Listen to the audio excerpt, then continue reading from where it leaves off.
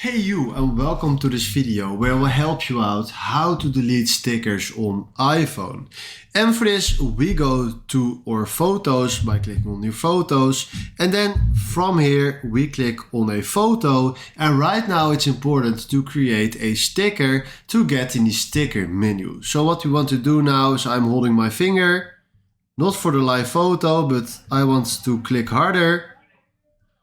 And right now, if you can see, we see this option, and if you click further, you have the option Add Sticker.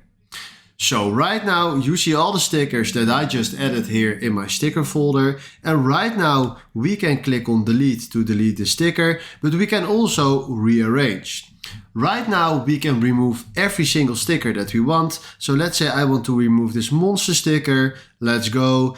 And imagine I want to remove this cat sticker. Click on that sign. And right now we just removed 2 stickers. So from now you can remove every single sticker that you want, and if you click here on the cross, you just deleted the stickers that you want.